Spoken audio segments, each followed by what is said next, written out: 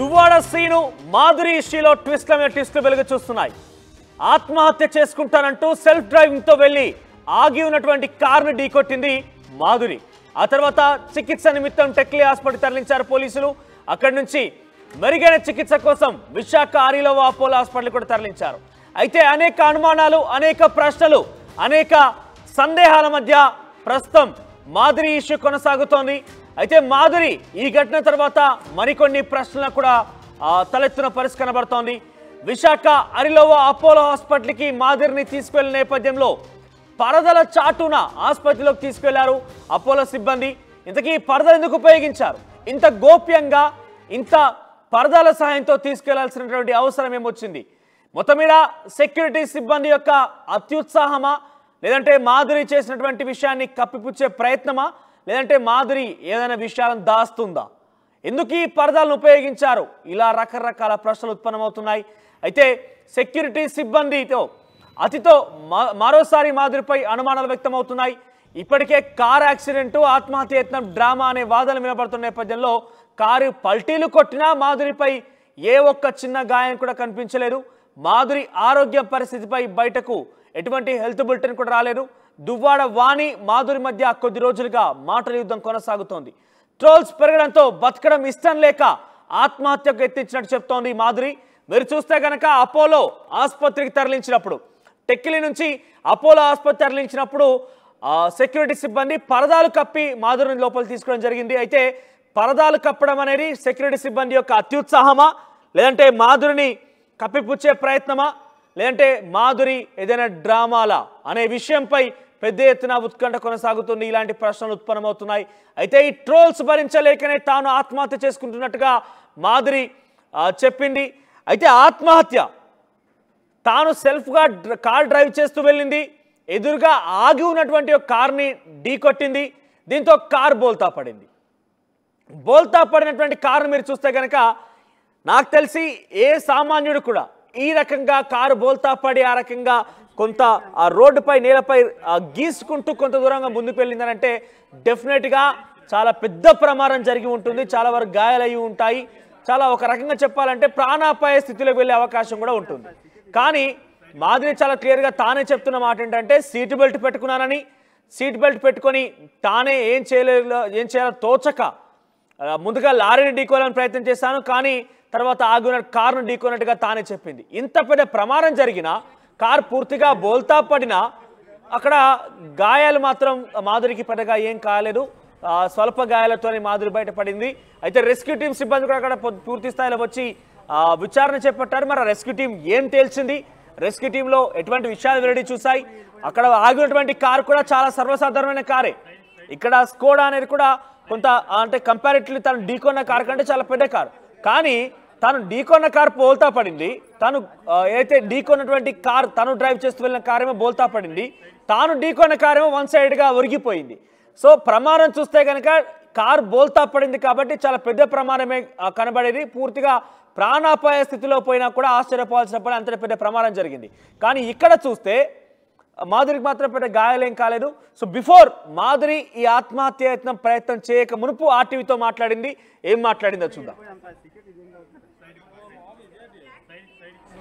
వాణి గారు చేసినటువంటి నాకు ద్రోహంకి ఈరోజు నాకు ఈ స్థితి తీసుకొచ్చింది. సాటి మహిళగా నాకు ఈ దుస్థితి తీసుకొచ్చింది దువ్వాడ వాణి. నా పిల్లలు ఈరోజు నడి రోడ్డు మీద ఉన్నారంటే దానికి కారణం దువ్వాడ వాణి. నా ఫ్యామిలీ ఈరోజు ఏడుస్తున్నారంటే దువ్వాడ వాణి. ఈవిడకి పరువు గల కుటుంబం అని చెప్తుందే. నీకు నిజంగా పరువు ఉంటే ఇంట్లో తేల్చుకోవాల్సిన విషయం నువ్వు పబ్లిక్లో పెడతావా? నీకు సిగ్గుందా? నీకు నిజంగా పరువు అంటున్నావే, ఒక రాఘవరావు కూతుర్ని చెప్పుకుంటున్నావే. నీకు పరువు ఉంటే నీ భర్తకు నువ్వు ఇంటికి పిలిచి మాట్లాడుకో, లేదంటే నువ్వు భర్త దగ్గరికి వెళ్ళి మాట్లాడుకో. ఈ 2 సంవత్సరాల్లో ఎందుకు నువ్వు మాట్లాడడానికి ట్రై చేయలేదు? నీకు అంత పరువు ఉంటే టికెట్ కోసం నువ్వెందుకు ప్రాకులాడా? నీకు పరువు ఉంటే టికెట్ కోసం నీ హస్బెండ్ టికెట్ వద్దు, నాకు టికెట్ కావాలి, నువ్వెందుకు చెప్పా? కాన్స్టిట్యున్సీ ఇన్ఛార్జ్గా ఉన్నారు కాబట్టి అప్పట్లో అభ్యర్థిగా ఆవిడ ప్రయత్నం ఓకే. కానీ సర్వే రూపంలో ఈరోజు శ్రీనివాస్కి ఎమ్మెల్యే టికెట్ ఇవ్వడం జరిగింది. అయిన తర్వాత మీ మధ్యన విభేదాలు మరీ తారాస్థాయికి చేరుకున్నాయి. విభేదాలు తారాస్థాయి కంటే ఆవిడ టికెట్ కోసం ప్రయత్నంలోనే ఇవన్నీ చేసిందండి. ట్రాప్ చేసింది ఆవిడ. టికెట్ కోసం సీన్ క్రియేట్ చేసిందండి. శ్రీని గారిని బ్యాట్ చేసి శ్రీని గారిని ఒక మహిళతో అక్రమ సంబంధం పెట్టేస్తే శ్రీను గారు స్టేట్లో బ్యాడ్ అయిపోతారు, జగన్మోహన్ రెడ్డి దగ్గర కూడా బ్యాడ్ అయిపోతారు, పార్టీలో బ్యాడ్ అయిపోతారు, పీపుల్లో చులకన అయిపోతారు, ఈ కుట్రతో నేను టికెట్ తీసుకోవచ్చు, నేను లబ్ధి పొందొచ్చు అనే ఆలోచనతోని ఈవిడ బ్యాట్ చేసింది.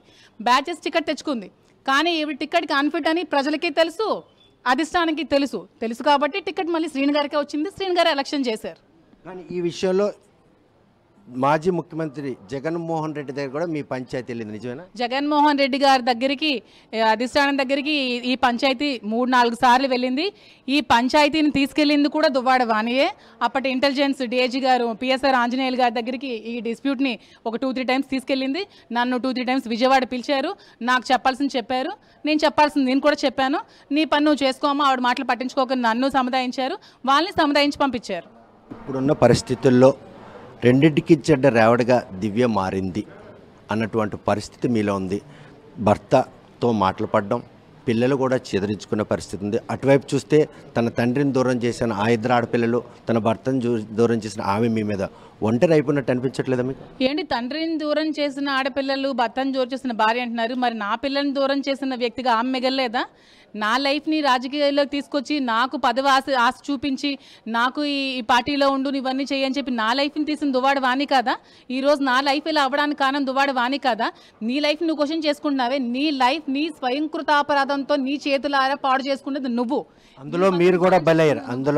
అందులో నేను బలైపోయాను. ఈవిడ పదవి దాహానికి బలైపోయిన వ్యక్తిగా ఈరోజు నేను మిగిలాను.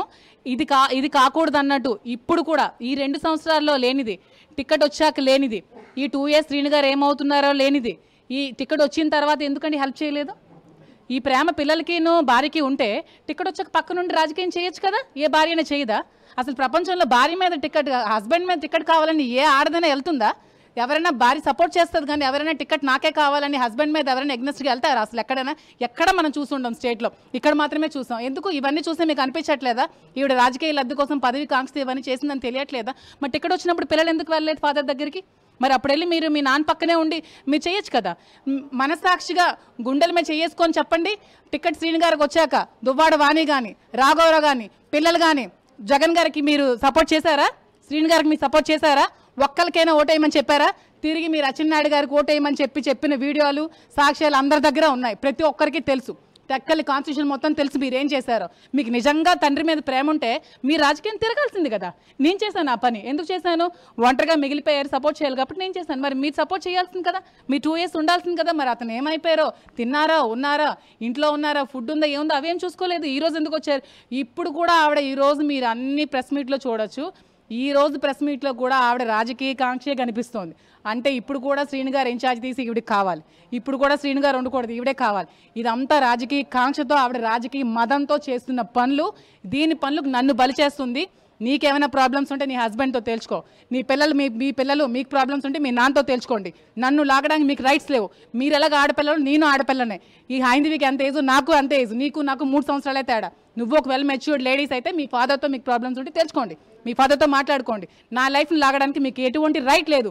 మీకు ఏమైనా ప్రాబ్లమ్స్ అంటే మీ ఫాదర్తో కూర్చోబెట్టి సామరస్యంగా పరిష్కరించుకోండి. అసలు ఇది ఎప్పుడో సాల్వ్ చేసుకోవాల్సిన విషయం ఇప్పటివరకు ఎందుకు తీసుకొచ్చారు? వాణి గారు చేసిన సో ఇది మాధురి ఆర్టీవీతో ఎక్స్క్లూజివ్గా ఆత్మహత్యకు మునుపు మాట్లాడే మాటలు. ఒకసారి ప్రతినిధి నాయుడు దగ్గరికి వెళ్దాం. వేసి నాయుడు, సో ఏంటి మాధురి ఆత్మహత్య గల ప్రధాన కారణం ఏంటి?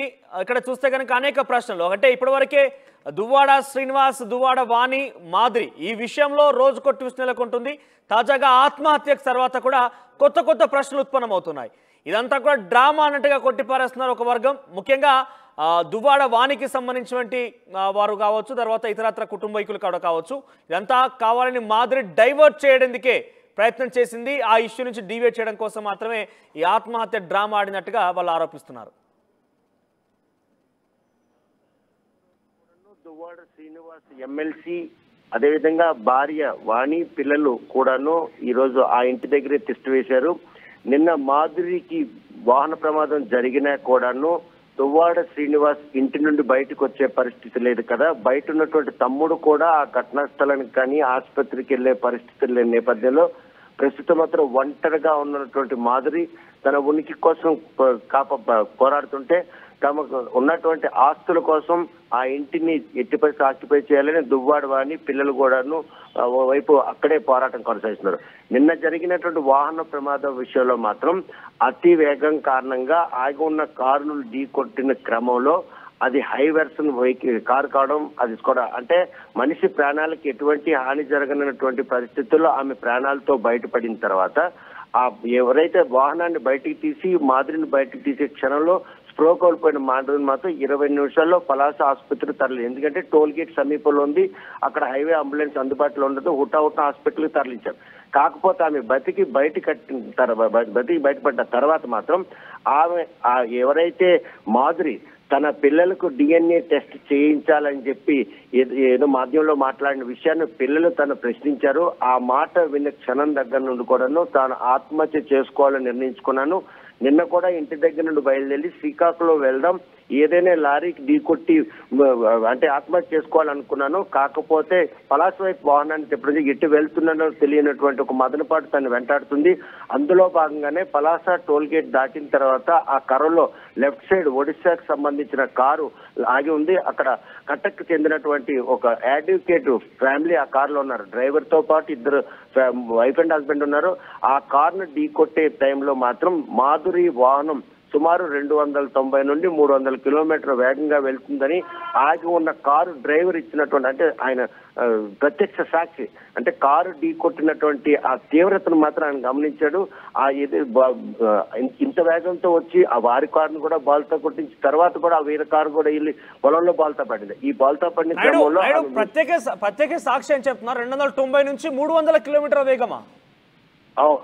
ఆయన స్పష్టం చేస్తారు. ఎందుకంటే కారులో ముందు సీట్ డ్రైవింగ్ సీట్ లో కూర్చున్నటువంటి ఆ డ్రైవర్ పక్కన అంటే వెనక నుండి వచ్చి ఆగి ఉన్న కారును ఢీకొట్టే క్రమంలో ఆ కారు అక్కడ నుండి సుమారు 50 మీటర్ల దూరం తుల్లిపడింది. అక్కడికి ఇంకా 10 మీటర్ల దూరం మాధురి ప్రయాణిస్తున్నటువంటి కారు కూడా, అంటే ఆ వేగాన్ని మాత్రం డ్రైవర్ ఐడెంటిటీ చేశాడు, ఆ ఎక్కి కొట్టాడు. కారులో డ్రైవర్ ఉన్నారా? సెల్ఫ్ డ్రైవింగ్ లో వెళ్ళింది కదా మాధురిది సెల్ఫ్ డ్రైవింగ్. ఆగున్న కారులో కారు డ్రైవరు, ఓనరు, అదేవిధంగా ఓనర్ భార్య, ముగ్గురు కూడా ఒడిశాకు సంబంధించి కటక్ వెళ్తున్నారు. కారు ఆపి నావిగేషన్ అంటే గమ్యం చేరేందుకు ఏదైతే నావిగేషన్ కావాలో ఆ సెట్టింగ్స్ చేసుకుంటున్న క్రమంలో వెనక నుండి వచ్చి అతివేగంగా అంటే ఆ హిట్ చేసేటటువంటి తీవ్రతను మాత్రం డ్రైవర్ ఐడెంటిఫై చేశాడు. ఒక డ్రైవర్ గా ఆ కార్ ఎంత స్పీడ్కి వెళ్తుంది ఆ వేగాన్ని మాత్రం ఆయన పసిగట్టారు. 290 నుండి 300 స్కోడా కారు హైవేర్స్. ఆయన ఆ క్షణాన ఆయన సెల్ఫ్ డ్రైవింగ్ అయినప్పటికి కూడాను ఆ వేగంలో ఏదైనా వాహనం తప్పించి వాహనాన్ని ఢీకొట్టింది అనడానికి పక్క నుంచి ఏ వెహికల్ కూడా వెళ్ళట్లేదు. ఆ ఒక్క కారు అటువైపు వస్తుంది, ముందు కానీ వెనక ఒక్క కూడా లేదని కూడా ఆయన ప్రత్యక్ష సాక్షి. ఎదురుగా ఉన్నటువంటి కారులో వారి పరిస్థితి ఏంటి? మీరు చెప్తున్నట్టుగా కుటుంబం ఉన్నట్టుగా చెప్తున్నారు కాబట్టి ఆ కారులో ఉన్న వారి పరిస్థితి ఏంటి? ఆ కారుకి స్వల్పం అంటే బ్యాక్ డోర్ కి అంటే ఆ వేగం తీవ్రతకే ఆ కారు అంతలా డ్యామేజ్ అయింది తప్పగానే వారికి మాత్రం ఎవరికి కూడా ప్రాణహాని లేదు. స్వల్పంగా ఎవరైతే ఓనర్ భార్య ఉన్నదో ఆమెకు మాత్రం స్వల్ప గాయాలయ్యి, చేతికి గాయాలు ప్రాథమిక చికిత్స చేసుకుని వారు కూడా వెళ్ళిపోవడం జరిగింది. కాకపోతే డ్రైవర్ ఇచ్చిన వాంగ్మూలం ఆధారంగా పోలీసులు మాత్రం దర్యాప్తు చేపట్టారు. ఇక్కడ మరొక ప్రశ్న కూడా స్టార్ట్ అయింది. ఏంటంటే మీరు అంటున్నట్టుగా నాకు తెలిసి అయితే కార్ అంత వేగంతో ఇప్పటి వరకు ఇండియాలో అయితే అంత వేగం అయితే కార్ అయితే లేవు. 290 నుంచి 300 కిలోమీటర్ అంటే మరి ఏ రకంగా డ్రైవర్ చెప్పాడో విషయం పక్కన పెడితే అంత వేగంతో కనుక నిజంగానే వచ్చి ఉంటే ఎదురుగా ఉన్న కారును ఢీకొని ఉన్న నేపథ్యంలో ఆ ప్రమాద దాటికి ఎదురుగా ఉన్న కార్ల వరకు కూడా చాలా పెద్ద గాయాలయ్యేది. ఇక్కడ ఇన్ఫాక్ట్ మాధురి కార్ పూర్తిగా బోల్తా పడింది. సో అక్కడ డెఫినెట్గా కొంత ప్రాణాపాయ స్థితిలోకి వెళ్ళేటువంటి సిచ్యువేషన్ కూడా ఉండేది. ఎందుకంటే అంత వేగం కావచ్చు, కార్ పడిన సిచ్యువేషన్ చూసినా, అక్కడ కార్ జరిగిన యాక్సిడెంట్ చూసినా కూడా. కానీ మాధురికి పెద్దగా గాయాలేం కాలేదన్నట్టుగా ఒక వాదన, ఒక సెక్షన్ ఆఫ్ పీపుల్ కూడా మాట్లాడుకుంటున్నారు. చాలా వరకు నెటిజన్స్ కూడా వాళ్ళని ట్రోల్ చేస్తూనే ఉన్నారు. సో ఏం జరిగి ఉంటుంది? ఇదంతా కూడా ఒక డ్రామాగా కొట్టిపారేస్తున్నారు అంతా. ఆగి ఉన్న కార్లు మాత్రం వాళ్ళు హ్యాండ్ బ్రేక్ వేసుకొని కూర్చొని వాళ్ళ నావిగేషన్ సెట్ చేసుకుంటున్న క్రమంలో వేగంగా వస్తున్న లెఫ్ట్ సైడ్ పార్కింగ్ యూజ్ గా ఉంది. వెనక నుండి స్వల్పంగా అంటే ఒక అడుగున్నర మాత్రం మాధురి ఫ్రంట్ పోర్షన్ ఏదైతే ఆకున్న కార్ కి అడుగున్నర అంటే లెఫ్ట్ టైర్ కి కొంచెం దూరంలో హిట్ చేయడం జరిగింది. హిట్ చేసిన తర్వాత పక్కనే పొలాలు ఉన్నాయి. చెట్టు గంట అనుకుంటే ఢీ కొడితే మాత్రం ఈ దాటికి అదేదో ఎదుర్కొన్న చెట్టుకి మధ్య నుంచి అయిపోయి పడుతుంది. ఆ హిట్కే హ్యాండ్ బ్రేక్ వేయడంతోనే కారు ముందుగా బాల్తా పడింది. ఈ వేగం కారణంగానే ఈ కారు తప్పించుకొని వెళ్ళి మరో 4 పల్టీలు కొట్టి మాధురి కారు మాత్రం బాల్తో పడి 4 టైర్లు కూడా పైకి ఇచ్చి కింద ఉండిపోయిన పరిస్థితి ఉంది. అయితే అదంతా కూడా పొలాలు కావడం, మట్టి మెత్తని ప్రదేశం కావడం, ఎదురుగా ఏవి చెట్లు లేకపోవడంతోనే ఈ రోజు ఆ తీవ్రతను మాత్రం ఐడెంటిఫై చేయడం. దీనికి ప్రాణహాని జరగకుండా ఉండడానికి ప్రధాన కారణం ఏంటంటే కారు ఏదైతే పొలాల్లోకి వెళ్ళినటువంటి ఆ కారు కాబట్టి వెనక నుంచి కొట్టింది, అంత ముగ్గురు కూర్చొని. కానీ ఒక్కసారి మాత్రం వాళ్ళకు బీతిల్లిపోయే పరిస్థితి. ఒక కారును వచ్చి ఢీకొట్టిన క్రమంలో హ్యాండ్ బ్రేక్ కనుక వేసి ఉండకపోతే ఎట్టి పరిస్థితుల్లో వాళ్ళ ప్రాణాలకు కూడాను ప్రమాదం పొంచి ఉండేది. ఆ కారుని కొట్టేసిన తర్వాత ఈ కారు పొలాల్లోకి పడిపోవడం, ఈ కారు పల్టీలు కొట్టుకుని వెళ్ళిపోయి మాధురి కారు పడిపోవడం, అది కూడా బాల్తో పడి మొత్తం 4 చక్రాలు కూడా బయటికి రావడం, ఈ పరిణామాలన్నీ కూడాను ఒక భయానక వాతావరణాన్ని అయితే కల్పించాయి. కాకపోతే ఆ క్షణంలో స్పృహ తప్పిపోయినటువంటి మాధురిని మాత్రం ఉటావట్ హాస్పిటల్ తరలించారు. ఏదైతే డ్రైవర్ అంటే కారు ఆకున్న కారులో డ్రైవర్ ఉన్నారో ఆయన ఇచ్చిన వాంగ్మూలం ఆధారంగా ఆయన చెప్పేది ఏంటంటే మద్యం సేవించి వాహనం నడుపుంటుందని చెప్పేసి పోలీసులు వాంగ్మూలం ఇవ్వడంతో పోలీసులు మాత్రం ప్రాథమిక చికిత్సకు వైద్యులు చికిత్స నిర్వహిస్తున్న క్రమంలో తను మనస్తాపం చెంది ఆత్మహత్య చేసుకోవడానికే నేను రోడ్డు మీదకి వచ్చానని చెప్పి ఆమె చెప్పిన క్రమంలో నిజంగానే వాళ్ళు ఆరోపించిన విధంగా టెస్ట్ చేశారా? డ్రంక్ అండ్ డ్రైవ్ టెస్ట్ చేశారా? ఆ విధంగా కనిపించిందా? మనోజ్, పోలీసులు కూడా ఒకవైపు వైద్యులు చికిత్స చేస్తున్నారు, పోలీసులు కూడా శాఖాపరమైనటువంటి దర్యాప్తు కూడా చేశారు. ఎందుకంటే బ్లడ్ శాంపిల్ తీసుకున్నారు, అదే బ్లడ్ అనాలిసిస్ టెస్ట్ కూడా చేశారు. ఎందుకు చేశారనంటే సెల్ఫ్ డ్రైవింగ్ లో ఎవరు వాహనం అయినా ప్రమాదానికి గురైతే ఫస్ట్ గా పోలీసు నిబంధనల ప్రకారం చట్ట ప్రకారం వారికి మాత్రం మద్యం సేవించారని టెస్ట్ చేయడం అని మాత్రం ఆ రూల్స్ లో ఉంది. అది కూడా డిఎస్పీ నిర్ధారించారు. ఈ విషయంలో వెటనాలిసిస్ టెస్ట్ కి మాత్రం ఆమె పూర్తిగా సహకరించకపోయినప్పుడు కూడాను మహిళా పోలీసులు పెట్టి ఆ టెస్ట్ కూడా నిర్వహించారు. ఆ టెస్ట్ లో ఆమెకి ఏమి మద్యం సేవించినట్టు రాకపోవడంతో మాత్రం పోలీసులు ఊపిరి పీల్చుకోరు. ఎందుకంటే ఇది గనక రుజువైనట్టయితే మద్యం సేవించి ఆమె వాహనం నడుపుంటే మాత్రం ఆమె కావాలనే ఈ రోజు అది క్రియేషన్ చేసిందన్నటువంటి ఒక నిర్ధారణకు వచ్చింది. అది జరిగినటువంటి పరిస్థితి మాత్రం కేవలం ప్రమాదవశాత్తు అక్కడ కారు ప్రమాదం జరిగింది తప్ప ఆమె ఆత్మహత్యకు ప్రేరేపించేటటువంటి పరిస్థితులు అయ్యేలాగుంటే ఆమె కూడా చెప్తుంది, నేను లారీకి హిట్ కొట్టాలి అనుకున్నాను, నేను ఆత్మహత్య చేసుకున్నానుకున్నాను, నా పిల్లలు నన్ను ప్రశ్నించారు, వాణి వేధింపులు నాకు రోజు రోజుకి ఎక్కువ అవుతున్నాయి, దువ్వాడ శ్రీనివాస్ కూడా నువ్వు ఇంటికే పరిమితం అయ్యారు, నా సమస్య ఎవరితోనో చెప్పుకోలే తెలియనటువంటి ఈ పరిస్థితుల్లో రోడ్డెక్కి లారీని ఢీకొట్టి ఆత్మహత్య చేసుకోవాలనే క్రమంలో కానీ అనుకోకుండా జరిగినటువంటి యాక్సిడెంట్ ఈ విధంగా ఆమె ఆత్మహత్య చేసుకోవాలని చెప్పుకుంటున్నారన్నటువంటి వాదనలు కూడా లేకపోలేదు. Manoj, thank you Naidu. So మొత్తం మీద మాధురి ఘటన ఏదైతే ఆత్మహత్య చేసుకుంటానని ప్రయత్నం చేశాను నేను, అందుకే ఎదురుగా ఉన్నటువంటి కారుని ఢీకొట్టానని చెప్పి మాధురి చెప్తుందో దాని వెనుక కూడా అనేక ప్రశ్నలు ఉత్పన్నమవుతున్నాయి, అనేక అనుమానాలు తావిస్తున్నాయి, అనేక సందేహాలు కూడా బయటపడుతున్నాయి. చాలా మంది కూడా ఇదంతా ఒక డ్రామా అంటూ కొట్టిపారేస్తున్నారు. కానీ తన పిల్లల్ని రోడ్డుకి ఈడ్చారు, తనకి ఎవరు కూడా దిక్కులేని పరిస్థితిగా మారిపోయింది, తనని అవమాన పాలు చేస్తున్నారు, ట్రోల్ చేస్తున్నారని ఒక ఇబ్బందులు పడి నేను ఆత్మహత్య ప్రయత్నం చేస్తానంటే కూడా మాధురి చెప్తోంది. ఒకసారి ఈ ఘటనపై దువ్వాడ శ్రీనివాస్ కుటుంబీకులు, దువ్వాడ వాణి ఆయన కూతురు ఏమనుకుంటున్నారో విందాం.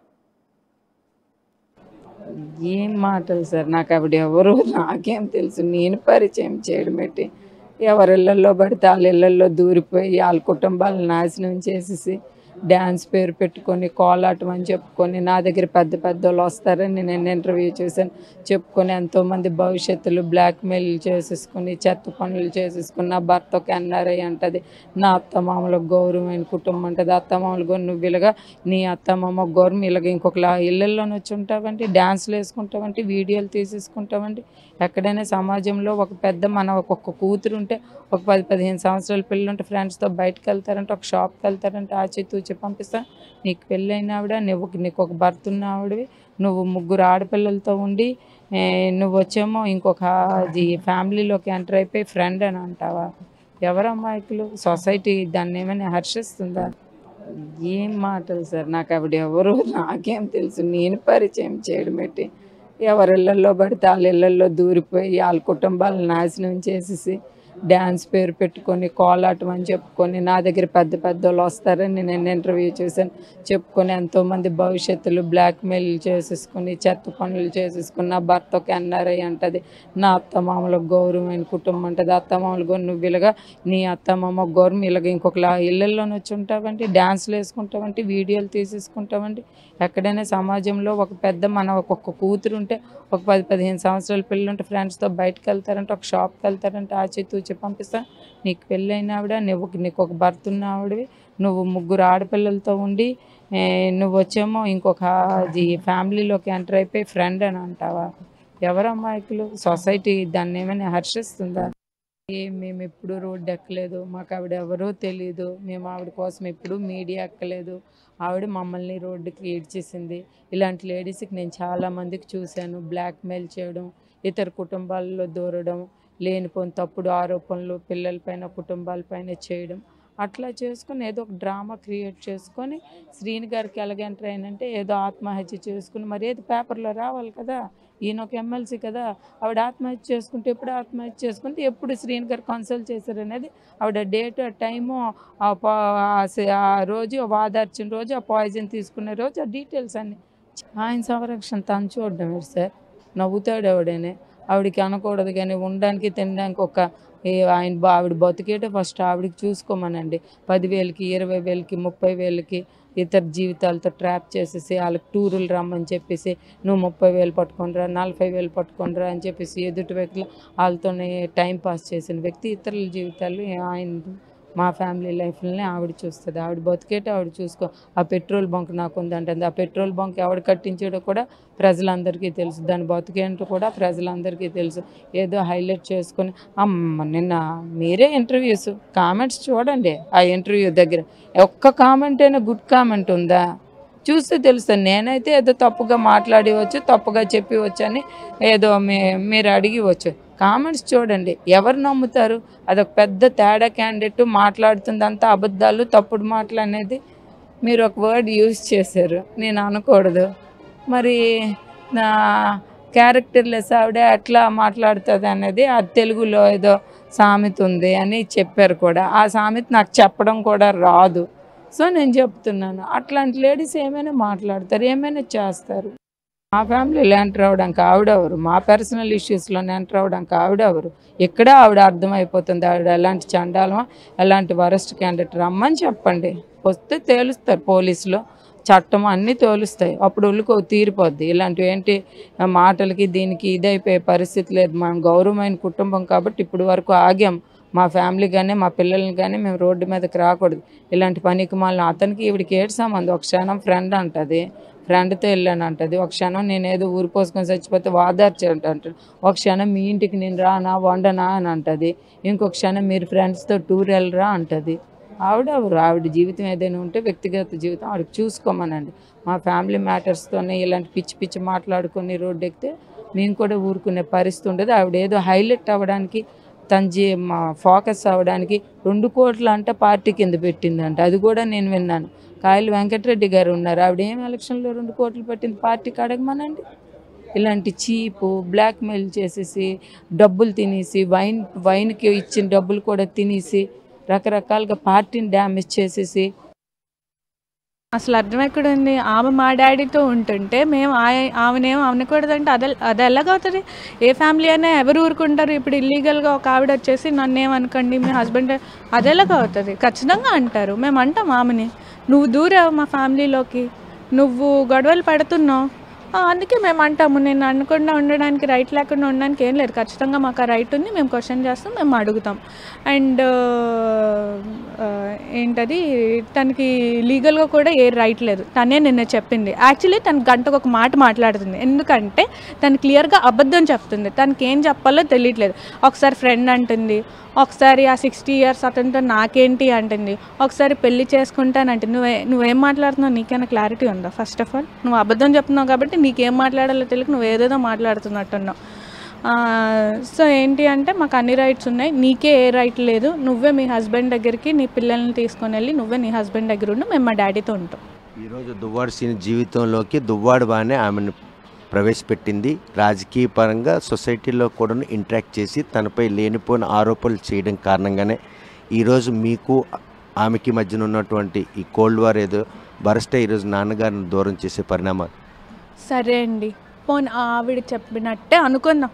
పోనీ మా మమ్మీ డాడీయే పిలిచారు రాజకీయాల్లోకి వచ్చి పార్టీకి పనిచేయమన్నారు. మా ఇంట్లోకి వచ్చి మా డాడీతో ఇల్లీగల్ కాంటాక్ట్ పెట్టుకొని మా ఫ్యామిలీని విడగొట్టమని ఎవరు చెప్పలేరు. పోనీ మా మమ్మీ అయితే పిలవలేదు, పోనీ తన అన్న దాని ప్రకారమే వద్దాం.